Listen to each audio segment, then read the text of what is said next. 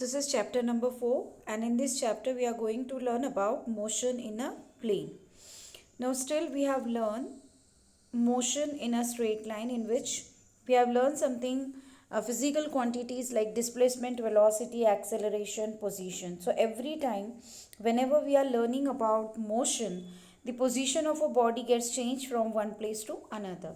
And as the body gets changed from one place to another, it arises a physical quantity, that is a displacement along with the direction of the body where it is placed. Then whenever it moves from one place to another, it means it carries certain velocity. And as it carries certain velocity, it must have certain acceleration, which are needed. All these physical quantities are needed to describe whenever we are saying that the body is in motion. Uh, Now, in this chapter, we are going to learn about the scalars and vectors first. So, scalar that you have learned earlier also. Scalar means the physical, means the those quantities which we called as a scalar. So, for that we require only the magnitude part, not a direction. So, we are not just focus about the direction to find out the quantities which we called as a scalar. So scalar quantities is a physical quantities that consist of only magnitude. But in place of vector, if we are talking about the vector, so vector quantity, it requires both magnitude as well as the direction. If we take an example, that a distance between 2 points, okay, if we find out the distance between 2 points, so there is no need to find out in which direction these two points are placed. Either we can find out the distance from A to B, or we can find out the distance from B to A. Okay, so we'll not bother about the direction to find out the distance. So distance is what? A scalar quantity. Similarly, if we measure a mass of any of an object, so again to measure, to find out the mass, we need not bother about the direction. Okay, so mass is also it's a physical quantity which is a scalar quantity. Temperature is also temperature of a body. When we measure the temperature of a body, then it doesn't require to find out in which direction the temperature goes on rising or decreases. So temperature is what is a scalar quantity. Now, what is about the vector quantity? So, vector quantity is what? A quantity that shows or that has both magnitude as well as a direction. Okay. And these vector quantities, whenever we add, because now in this chapter you are going to learn different kinds of the vector quantity, and yes, we can add the vector quantities. So these vector quantities, they can obey a triangle law of addition, and whatever value that we get by using a triangle law of addition, that value will be equivalent to the parallelogram law of addition. So both they are equivalent to each other. So this vector quantity is a quantity that has both a magnitude and a direction, and yes, they obeys the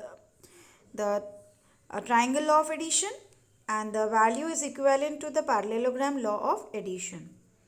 Okay, so that's why we can say that yes, the vector, it is specified by giving its magnitude, and magnitude is what? A numerical value, and of course, and its direction. So some of the physical quantities that are represented by vectors, that we have learned in 9th standard also, and we have used that physical quantity while deriving the equations as well as while solving the problems, that are displacement, velocity, acceleration and force. All these are what? The vector quantities, because to find out the displacement we must need the direction of the body. When we say that velocity is going on changing, so in case of velocity also, the body it gets means the body changes its direction. Okay, generally whenever we are writing some of the like vector quantity, so either we can bold the value like this, we can bold, or we can put put a bar on that, suppose v is a vector quantity, velocity is a vector quantity. So velocity, we can denote it by v, and we can write down that v by bold later, or we can put a mark or like a bar on the v velocity. Okay. Now the next topic is position and displacement vector. Now how will you find out the position and the displacement vector? Now if you see in this graph, see. Now this graph indicates here, if we take a plane, okay, if we take a plane, and plane is what? X-axis along, means horizontal direction, and y-axis along a vertical direction here. And O is what? The origin, when two lines they are meeting at one point. Now if suppose a body or an object is at P point, okay, here at P point. If we want to find out the distance of this object in that plane, means wherever inside the plane the body or an object is situated at a point P. So if we want to find out the distance, we can draw a line, okay, we can draw a line from O to P, okay, we can join this line from O to P here. So this represents the displacement, okay, this represents the displacement here. OP is the displacement. Now similarly, if that, that is what the position, that is what the position of an object at P point inside a plane. Now from the P point, if the object, it moves up to the P dash point, like here it is a P dash point, and at that point the object moves from here to here, okay, P dash point.